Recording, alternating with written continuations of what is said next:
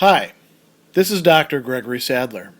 I'm a professor of philosophy and the president and founder of an educational consulting company called Reason.io, where we put philosophy into practice.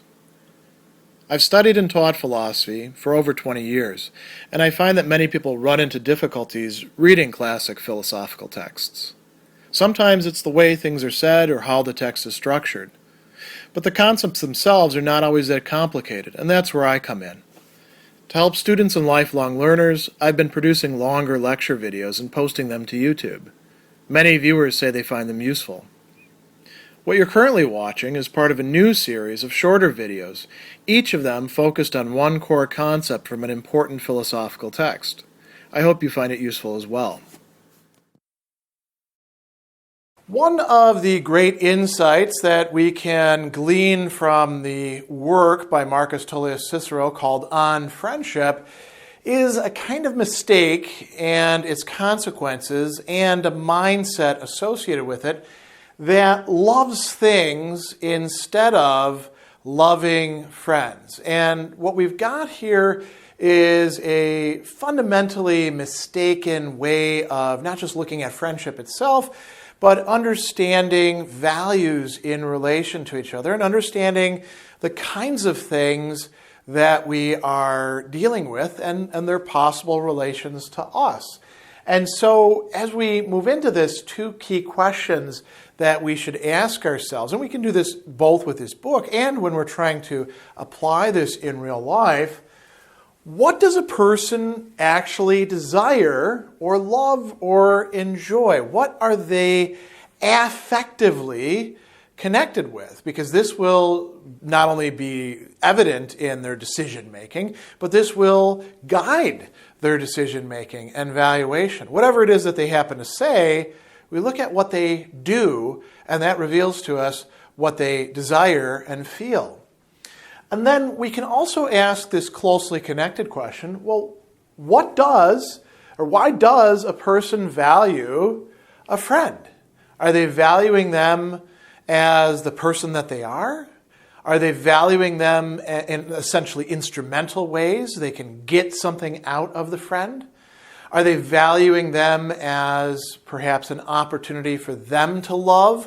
Or are they focused on the love that they're getting in return? These are all very important questions, and they reveal to us the character and mindset of a person and their capacity to enjoy that relationship that Cicero calls pure and perfect friendship, the genuine sort of friendship that is based on a deep, abiding connection with the other person, based in a kind of accord involving goodwill and indeed affection with the other. So first we should look at Scipios Criticism. Now, Scipio, of course, was Laelius, the narrator's great friend, and indeed superior in many respects. And he tells us that, this is a bit of an aside here, but it's actually quite a good one. He says that, I often recur to Scipio, my sole authority for a discourse on friendship. He understood what it means to be friends by looking at what Scipio had to say. He says, Scipio used to complain that men were more painstaking in all other things than in friendship, and that everybody could tell how many goats and sheep he had, but was unable to tell the number of his friends. So people are sloppy, they're loose, they're kind of lackadaisical when it comes to this thing that's much more important, and they focus on the lesser, what we call the small stuff of how many possessions they have, how many goats or sheep they have, how many cattle they have. Today we might think about the person who's more focused on their car and how many books they have on their shelf or how many MP3s they have in their music player than they are on the actual person in front of them. And this is very sad, right? For a number of reasons that we'll talk about. He goes on and he says that they had no certain signs or marks, so to speak, by which to determine their fitness for friendship.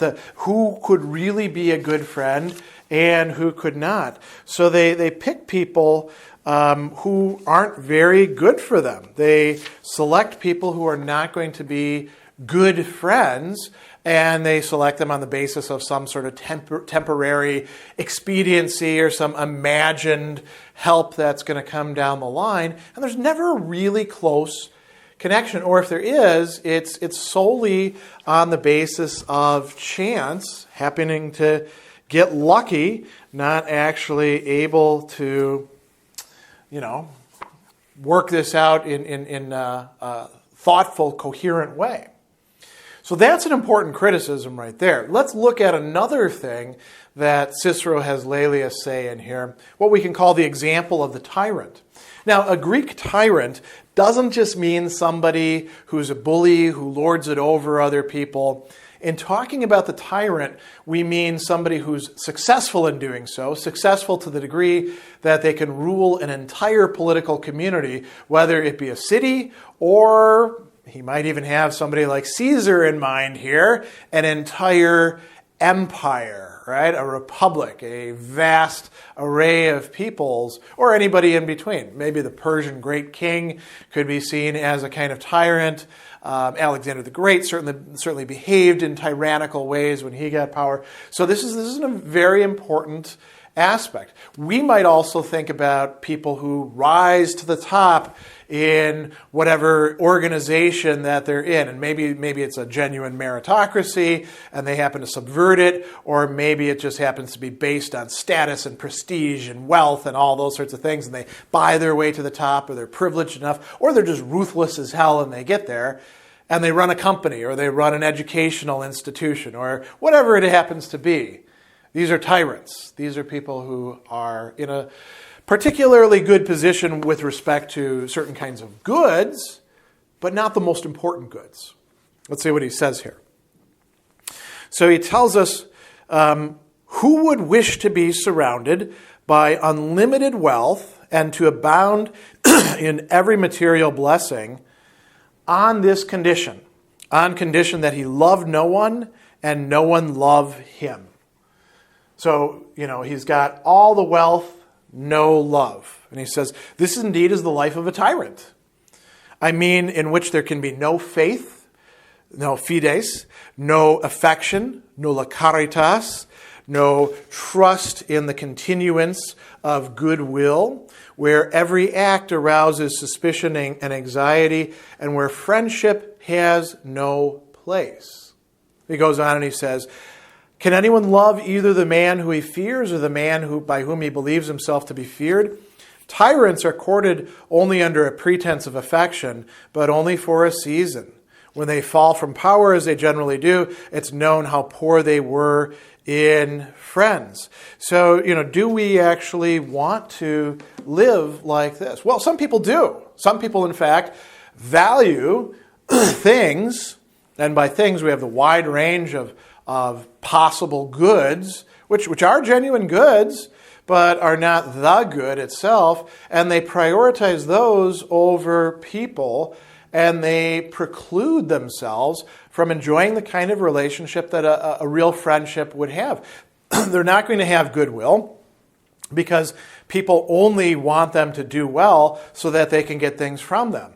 They really can't have any trusting relationships. Everybody might be out to get them. And this is a really miserable way to live, as many people have actually said throughout history. Quite a few people who are tyrants in this way don't realize that until they want a friend to share things with, or even a romantic partner, and can't find one who won't take advantage of them, who won't soak them for whatever they can get. So, this is a great example. And going on a little bit, there's this discussion of the foolishness of procuring the things that wealth, he says, what is more foolish when men are in the plenitude of resources, opportunities, and wealth? When you do in fact have things, to procure the other things which money provides, And here he gives examples of horses, slaves, splendid raiment, that's clothing, and costly plate, your dinner dishes.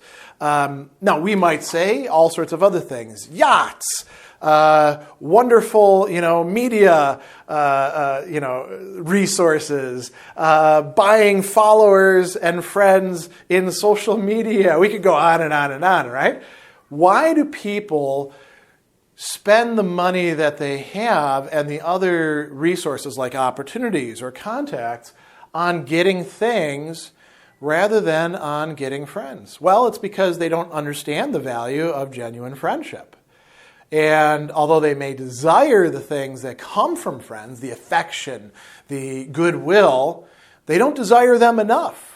Or they're mistaken in thinking that if they can just become successful, if they can just have enough money, or, if they're balding or something, getting their hair restored, or doing all sorts of things with their body, with liposuction and plastic surgery, or hiring a trainer and getting really buff and working out, that somehow that's going to translate into good human relationships with friends. None of those have an intrinsic connection. So, procuring the things that wealth provides, but not using that money to procure friends. And he says, who are, if I may say so, and he says something kind of funny here, life's best and fairest furniture. They're really doing something foolish. And he says, when they procure these material things, they don't know for whom they do it, nor for whose benefit they toil. These things are the prey of the strongest. If you become rich, that can be taken away from you. If you get yourself all sorts of entourage and people to hang on your arms and make you look good, that can go away in a second. All of your followers in social media could gravitate to somebody else. All of those things are rather ephemeral. But if you cultivate genuine friendships, he says, then, to every person, the tenure of their friendships remains settled and sure. So even if there should be a continuance of those things, which are so to speak, the gratuities of fortune, yet life unadorned and unattended by friends could not be pleasant. So, this is another mindset thing as well. Finally, we want to think about people who do have friends. Do they value the friendship itself? Or are they only valuing what they can get out of the relationship? Which would, again, be valuing things, loving things, more than loving the persons themselves. And there's a discussion of this here. He talks about, this is in section 21, he says that the majority of human beings recognize nothing whatsoever in human experience as good unless it brings some sort of profit, and they regard their friends as they do their cattle, valuing most highly those who give hope of the largest gain. And now this may be a little pessimistic about friendship, but we can think of many people like this. And he says, what's the problem with this? I mean, it's bad to do that because you're using the person. You're probably doing it under false pretenses, calling them, oh, my beloved friend, when you're really just trying to get something out of them. But there's another cost. Cicero says, thus they fail to attain that loveliest, most spontaneous friendship, which is desirable in and for itself. And there he talks about this loveliness, pulcherrima, right? And the most natural, most spontaneous translated here, friendship. They lack it. And they don't learn what this could do, he says. They don't learn from their own experience what the power of such friendship is and are ignorant of its nature and extent. And here, this is a very important point. Cicero is highlighting the fact that we can, have a treatise on friendship and talk all about how great friendship is and do the things that would prepare us as persons to be able to love and be loved in return and to develop this growing relationship. But we also need to experience it. It's very important that we be in actual relationships. And from them, we learn experientially, experimentally, what friendship really can consist in. So he goes on and he says, everyone loves himself not with a view of acquiring some profit for himself from his self-love, but because he is dear to himself on his own account. Unless this same feeling is transferred to friendship, the real friend would never be found, for he is, as it were, another self. People who love things more than they love persons, even if they happen to wind up in a relationship with somebody else who could be a genuine friend, can't fully recognize that sometimes until it's too late.